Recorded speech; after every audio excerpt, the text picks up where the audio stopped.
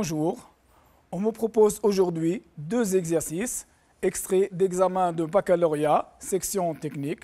Le premier exercice, c'est l'exercice numéro 1, géométrie et complexe géométrie de bac 2014. L'exercice numéro 2 sera extrait d'examen 2015, section technique, analyse. Alors, je me présente, Adel Ouannes. Alors, révision, comme on a dit, c'est une révision de maths baccalauréat, le professeur Adel Ouannes, encadré par mon inspecteur Ahmad Chkhir.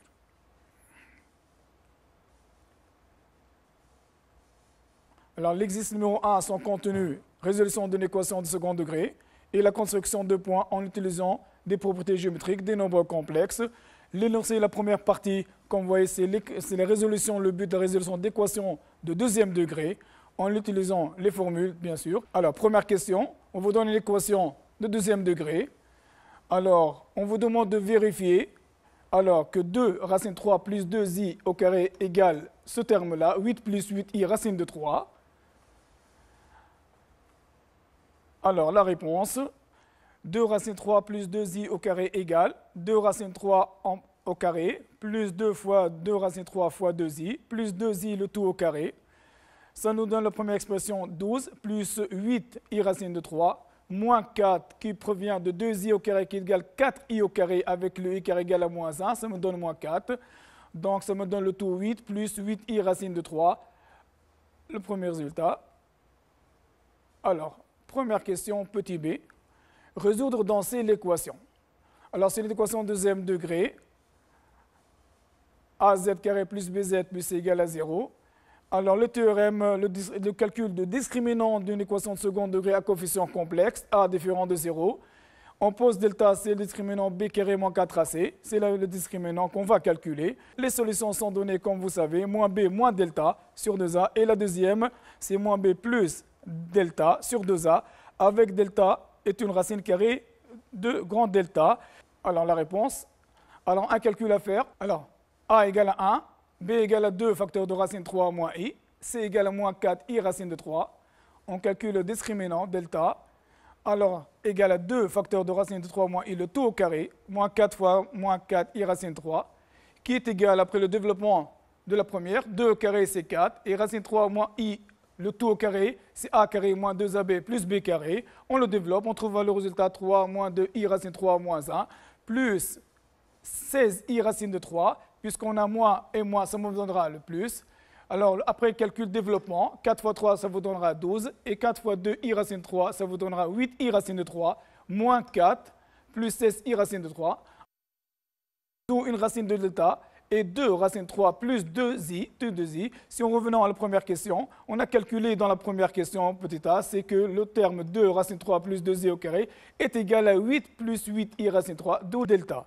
La première z1, alors moins 2 facteur de racine de 3 moins i, c'est-à-dire moins b. Alors moins delta, 2 racine de 3 plus 2i entre parenthèses. Et la deuxième solution, moins 2 facteur de racine 3 moins i, plus 2 entre parenthèses, racine 3 plus 2i. Alors, on remarque, en enlevant la parenthèse avec c'est le moins, on changera le signe dans la parenthèse de moins de 2 racine 3 plus 2i. N'oubliez pas ça, faites attention à cette erreur-là. Alors, vous trouverez la première solution de racine de 3 et la deuxième solution de i, d'où S dans C, on aura moins 2 racine de 3 plus 2 et 2i. Alors, dans le plan muni d'un repère autonomé OIG, on considère les points A, B, d'abscisse réflexive ZA, vous avez, et 2, moins 2 racine 3, et ZB, racine de 3, moins 3i. Alors, la première question, alors, on veut montrer que le triangle OAB est isocèle en haut. Alors, la distance AB est donnée par la formule suivante, c'est-à-dire que le module de ZB moins ZA. On va utiliser cette formule pour calculer les distances OA et OB. Alors, pour montrer que c'est un triangle isocèle, on calcule, il suffit de calculer, voilà, de vérifier OA égale à OB. Alors, OA, c'est ZA moins ZO et ZO égale à 0. Donc, il reste le module de ZA est égal au module de moins 2 racine de 3, qui est égal à 2 racines de 3. La même chose pour OB, c'est le module de ZB moins ZO, ZO égale à 0. Donc, il reste le module de ZB c'est égal à la racine de 3 moins 3i, qui est égal à la racine de la partie réelle au carré plus la partie imaginaire au carré, qui est égal à la racine carrée de 3, le tout au carré, plus 3 au carré. Ça me donne racine carrée de 12, qui est égal à la racine carrée de 4 fois racine carrée de 3. Et le racine de 4, c'est 2 racines de 3. Donc, on a trouvé que OA égale à 2 racines de 3 et OB égale à 2 racines de 3. Donc, on aboutit au résultat tel que c'est que OA égale à OB. Donc, le triangle OAB est isocèle en O. Et retenons ce résultat. Passons à la question suivante. Petit b. Dans la figure 1 de l'annexe ci-jointe, on a placé le point A dans le repère OUV. Le but, c'est de construire le point B dans le même repère. Alors, on a vu dans la question précédente que OA égale à OB. Donc, on va placer le point B dans ce repère-là. Voilà, on a trouvé que OA égale à OB. Donc, revenons à la question. Alors, la réponse, comme on a dit que le triangle OAB est isocèle en O, on a donc OA égale à OB. Par conséquent, le point B appartient au cercle C de centre O et passant par A, c'est-à-dire les deux points appartiennent au même cercle de centre O. L'ordonnée du point B est moins 3. Ça nous donne que le point B appartient à la droite d'équation delta, d'équation y égale à moins 3. Finalement, le point B appartient à l'intersection du cercle et de la droite delta. Donc, il y a deux points d'intersection. Ce sont deux points d'intersection lorsque la droite d'équation y égale à moins 3 coupe le cercle. Or, on sait que l'abscisse du point B est positif, d'où la construction du point B. En éliminant le point dont l'abscisse est négatif, on obtient le point qu'on veut construire. Troisième question. Soit C et D, les points d'affixe, ZC égale à 2i et ZB et ZD égale à moins ZB sur 2. Alors la question, montrer que ZB moins ZD sur ZA moins ZC égale à 3 racine de 3 sur 4i et en déduire que la droite BD est perpendiculaire à la droite AC. La première question, petit a, c'est un calcul, mais la déduction vient de la propriété. Si U et V sont deux vecteurs V différents du vecteur nul, U et V sont orthogonaux si seulement si ZU sur ZV est imaginaire pur. Alors, on voit déjà dès la question, on a donné le résultat, c'est imaginaire pur, donc il suffit de calculer et retrouver le résultat demandé. Alors, le résultat, ZB sur ZD, ZB moins ZD sur ZA moins ZC égale ZB. On remplace ZD par sa valeur, elle est en fonction de ZB, moins ZB sur 2, sur moins 2 racine de 3 moins 2i. Alors Z moins, ça vous donne ZB plus ZB sur 2, ça vous donne 3 demi de ZB sur moins 2 racine 3 moins 2i, qui est égal moins 3 sur 4. Il reste de ZB sur racine de 3 plus i. Alors, moins 3 sur 4 fois, alors ZB, on remplace ZB par sa valeur, c'est racine de 3 moins 3i sur racine de 3 plus i. Alors, c'est égal à moins 3 sur 4. On multiplie par le conjugué de Z3 plus i, c'est-à-dire le résultat redevient 3 racine de 3 i sur 4. Le nombre complexe, donc ZB moins ZD sur ZA moins ZC est imaginaire pur, donc les vecteurs DB et AC sont orthogonaux. Par suite, les droites BD et AC sont perpendiculaires. Et retenons ce résultat aussi. Montrer que les points A, D et C sont alignés. Alors, on va procéder de la même manière de la question précédente, c'est de calculer alors, le rapport, d'accord? Le rapport, alors, de ZB moins ZA sur ZC moins ZD. Propriété la fixe d'un vecteur, c'est ZB moins ZA. Et la propriété qu'on va utiliser pour deux vecteurs soit collinéaires, si seulement si ZU sur ZV est réel avec bien sûr V, le vecteur V différent du vecteur nul. Alors passons au calcul. La réponse. On va calculer les affixes des vecteurs AD et des vecteurs AC avant tout. Alors l'affixe des vecteurs AD c'est ZD moins ZA. On peut remplacer ZD par ZB sur 2, moins ZA qui est égal à moins 2 racine de 3. Après, on calcule moins ZB, c'est moins racine de 3 sur 2, plus 3 demi de I, plus 2 racine de 3. Alors la partie réelle, ça va vous donner 2 racines de 3 moins racine de 3 sur 2, qui va vous donner 3 racines de 3 sur 2. Et la partie imaginaire, c'est 3 demi de I. d'où on peut faire sortir 3 demi en facteur. Il vous reste 3 demi facteurs de racine 3 plus i. Pour la fixe du vecteur AC, on va calculer de la même méthode, ZC moins ZA. C'est 2i moins 2 racine de 3, c'est-à-dire 2i plus 2 racine de 3. On fait sortir le 2 en facteur. Alors, il me restera 2 facteurs de racine de 3 plus i. Donc, dans la fixe de AD et la fixe de AC, on constate bien, on verra qu'on a le même terme à peu près, c'est-à-dire racine 3 plus i et racine 3 plus i. Alors, en effectuant la division de la fixe de AD sur la fixe de AC, on trouve la fixe de AD, c'est 3 demi de racine 3 plus i sur 2 facteurs de racine 3 plus i. Par simplification, il me reste 3 sur 4. Donc, 3 sur 4. Donc, la fixe de AD sur la fixe de AC est un réel, d'où les vecteurs AC et AD sont collinéaires et par conséquent, les points A, D, C sont alignés. Et retenons aussi ce résultat. Placer le point C et construire le point D dans le repère OUV. Alors, on place le point C dans le plan du repère OUV. Là, on a dit que les points A et C et D sont alignés, d'où le point D appartient à la droite AC. Donc, on sait que le point D appartient à la droite AC, comme vous voyez dans la figure. On sait déjà que les droites BD et AC sont perpendiculaires. Donc, la droite BC et AD sont perpendiculaires. Ainsi, D est l'intersection de la droite AC et la perpendiculaire à AC passant par B. D'où la construction du point D. Ouais. Alors, passons au deuxième exercice. C'est un exercice d'analyse extrait de bac, d'examen de bac 2014, session principale, section technique. Le contenu, alors on aura une lecture graphique, l'étude de fonction, construction de la courbe et un calcul d'air. Alors, soit f, la fonction définie sur 0 plus l'infini par f de x égale x, facteur de 1 moins log du x au carré plus 1, c'est x positif, et l'image de 0, f de 0 égale à 1. Donc, la première partie, c'est un calcul de limite et l'interprétation graphique de limite. Troisième question. Voilà, c'est un calcul, c'est de déterminer le signe de la dérivée graphiquement, lecture graphique, et un calcul d'air. Alors, soit f, la fonction définie sur 0 plus l'infini par f de x égale x, facteur de 1 moins log de x, le tout au carré plus 1, c'est x positif, et l'image de 0, f de 0 égale à 1. Et C est la courbe représentative dans un repère autonomé de la courbe, c'est la courbe de f. Première question, calcul de limite. On vous demande de calculer la limite de f en plus l'infini et la limite de f de x sur x lorsque x tend vers plus l'infini et interpréter graphiquement les résultats.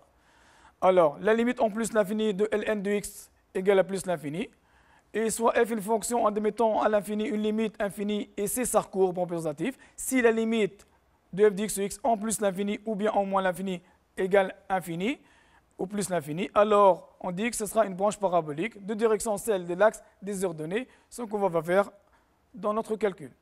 Alors on passe à la limite de f de x sur x quand x tend vers plus l'infini. C'est égal limite, on remplace f de x par son expression, bien sûr, lorsque x tend vers plus l'infini, c'est-à-dire la limite de x facteur de 1 moins log de x log carré sur x plus 1, égale, après simplification, alors c'est égal 1, limite de x facteur de 1 moins log de x au carré sur x, plus 1 sur x, d'accord? Alors, on peut simplifier la première expression par x, il me restera la limite de 1 moins log de x le tout au carré plus 1 sur x, quand x tend vers plus l'infini, donc il restera plus l'infini. D'où la courbe admet une branche parabolique de direction l'axe OJ. Deuxième question. En utilisant l'égalité x log de x au carré égale racine de x log de x le tout au carré, pour tout x appartenant à 0 plus l'infini, on vous demande de montrer que la limite de x log de x au carré, quand x tend vers 0 plus, égale à 0. Alors on va vous aider ici de passer à la deuxième expression, c'est-à-dire la limite de x log de x au carré. On va remplacer cette expression x log de x au carré par sa nouvelle expression, quand x tend vers 0 plus, c'est-à-dire par la limite de racine de x log de x le tout au carré.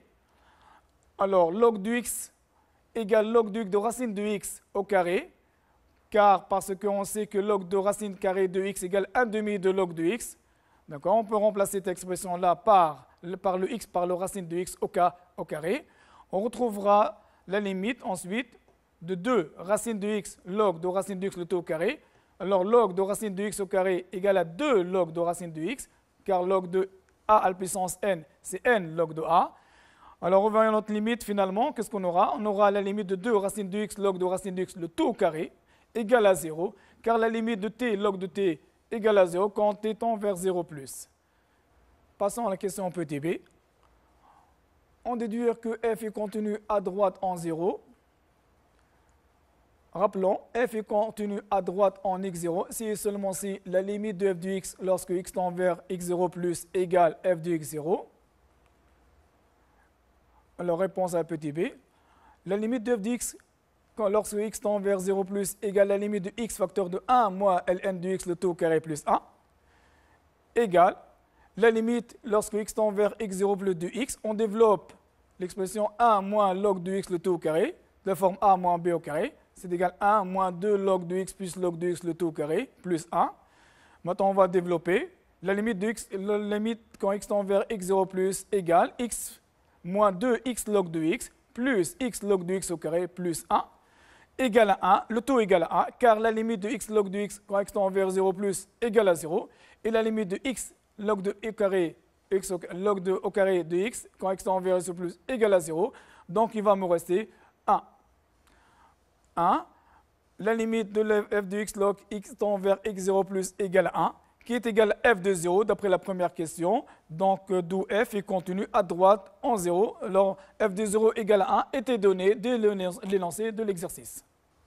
Passons à la question petit c. Alors, étudier la dérivabilité de f à droite en 0 et interpréter graphiquement le résultat. Alors, rappelons, si f est une fonction définie sur un domaine D et vérifions x0 pour tout x0 de D, si la limite de f de x moins f de x0 sur x moins x0, lors x tend vers x0 plus ou bien vers x0 moins égale plus ou moins à l'infini, alors f, on dit que n'est pas dérivable en x0 et sa courbe représentative possède une demi-tangente verticale au point d'abscisse m x0 f de x0. Alors, calculons la limite de f de x moins f de x0 sur x moins x0, ça va me donner la limite de f de x moins f de 0 sur x moins 0, c'est-à-dire sur x. Donc, l'image de 0 égale à 1. Alors, ça me donnera la limite de f de x moins 1 sur x, quand x tend vers 0 plus. Et f de x moins 1 sur x, log x tend vers 0 plus, après le calcul simplification, vous aurez la limite de 1 moins log de x le tout au carré, log x tend vers 0 plus, égale à plus l'infini, car la limite de log de x, quand x tend vers 0 plus, égale à moins l'infini. Avec le carré, ça me donne plus l'infini. Donc, on a trouvé que la limite de f de x moins 1 sur x égale à moins l'infini, d'où la fonction n'est pas dérivable à droite de 0. Ça entraîne que la courbe C admène au point d'abscisse 0 une demi-tangente verticale dirigée vers les y positifs. Troisièmement, alors dans la figure dans l'annexe, on a tracé la courbe, on a tracé dans le repère orthogonomie O et J, la courbe gamma de la fonction dérivée de f, la tangente à la courbe au point A, de coordonnées 1, 2. On sait que la courbe gamma coupe l'axe des abscisses au point d'abscisse 1 sur E et qu'elle admet au point B, de coordonnées 1, moins 1, une tangente horizontale. Par lecture graphique, alors petit a, déterminer le signe de la dérivée sur 0 plus l'infini. Réponse. Le signe de la fonction dérivée est donné par la position de la courbe gamma par rapport à l'axe des abscisses. C'est-à-dire, si la courbe est située au-dessus de l'axe des abscisses, le signe sera positif. Et si elle est située en dessous de l'axe des abscisses, c'est que le signe est négatif. Alors, regardons la courbe. Qu'est-ce qu'on a? Alors, on a donné entre 0 et 1 sur E, on voit que la courbe est située au-dessus de l'axe des abscisses. Donc, le signe de la dérivée est positif. Et entre 1 sur E et E, la courbe de la dérivée est située en dessous de l'axe des abscisses. Donc, son signe est négatif. Et entre E et plus l'infini, elle revient au-dessus de l'axe des abscisses. Donc, le signe est positif. Donc, dans le tableau, complétons le tableau. Entre 0 et E, on a dit qu'elle est située au-dessus, donc le signe est positif. Elle s'annule en 1 sur E, puisqu'elle coupe l'axe des abscisses, c'est que la dérivée s'annule au point 1 sur E. Et entre 1 sur E et E, elle est située en dessous, donc le signe est négatif. On met ça dans le tableau.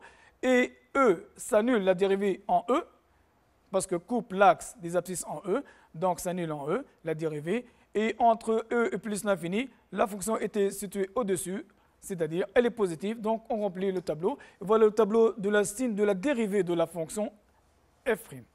Petit b, tracer le tableau de variation de f. Réponse. Pour tracer le tableau de variation de f, on va utiliser le signe de la dérivée de la question précédente, c'est-à-dire le signe de la dérivée entre 0 et les positifs, donc la fonction elle est croissante, et entre 1 et sur e est négative, la fonction f est décroissante, et entre e et plus l'infini, la dérivée est positive, donc la fonction est croissante. L'image de 1 sur e, on remplace l'image de 1 sur e dans l'expression de f, on trouve le résultat, c'est 4 sur e plus 1 après calcul. L'image de e égale 1, et la dérivée f' n'est pas dérivable en 0, donc on met 2 barres dans le tableau ici. On voit bien que la fonction n'est pas dérivable, c'est pour ça on met 2 barres. Petit c, montrer que A est un point d'inflexion de la courbe. Théorème admis, soit f est une fonction 2 fois dérivable sur un intervalle ouvert contenant x0, si la dérivée seconde s'annule en changeant de signe en x0, alors le point x0 f de x0 est un point d'inflexion de la courbe représentative, donc on doit étudier le signe de la dérivée seconde. Alors, on remarque que la courbe de la dérivée admet une tangente horizontale au point d'abscisse 1. Donc f seconde s'annule en 1. D'après la courbe, la fonction f' est décroissante sur 0,1 et elle est croissante dans 1 plus l'infini. Donc la dérivée seconde change de signe de part et d'autre de 1. Récupérons, la dérivée seconde s'annule en 1 en changeant de signe, d'où le point d'abscisse 1, c'est-à-dire A, est un point d'inflexion pour la courbe C de f. Alors expliquons un peu, ça veut dire quoi? F' est décroissante dans 0,1 et croissante dans 1 plus l'infini, donc le signe de la dérivée seconde change de signe. Alors d'habitude, on prend, si on dit que la fonction f est décroissante, donc la dérivée, dans le signe de la dérivée, on va remplacer f par f'.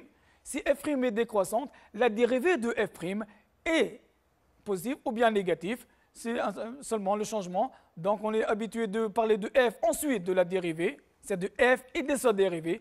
On parle de f' maintenant et de sa dérivée, c'est-à-dire f seconde. Donc le langage, donc f seconde change de signe de part et d'autre de 1. Quatrièmement, tracer la courbe de f dans le repère O et J de l'annexe ci-jointe. 1. Alors on a besoin de tableau de variation, bien sûr, pour tracer la courbe. Les données, on sait que C admet une demi-tangente verticale en x égale à 0 dirigée vers le haut. 2. La courbe admet 2 tangentes horizontales en x égale à 1 sur E et x égale à E. La courbe C de f admet un point d'inflexion, A, de coordonnées 1, 2. Et elle admet une branche parabolique de direction l'axe des Y. Alors, le tableau de variation. Alors, f, elle est croissante sur l'intervalle 0, 1 sur E. Voilà, elle est croissante jusqu'à la tangente horizontale 1 sur E, f de 1 sur E. Ensuite, elle est décroissante de 1 sur E vers 1 jusqu'à la deuxième tangente horizontale E1, de coordonnées E1. Et ensuite, elle admet une branche parabolique suivant l'axe des Y au voisinage de plus l'infini. Donc, vous voyez la courbe et le tableau. Alors, la courbe, si on veut lire la courbe et vérifier le tableau, elle est croissante, elle est décroissante, et elle est croissante. Il suffit de suivre le tableau. Cinquième question. Alors, on va s'intéresser à calcul d'air. Alors, soit lambda entre 0 et 1 sur E, on désigne par l'air la partie du plan limité de la courbe gamma. De la courbe gamma, c'est la courbe de la dérivée, de la fonction dérivée.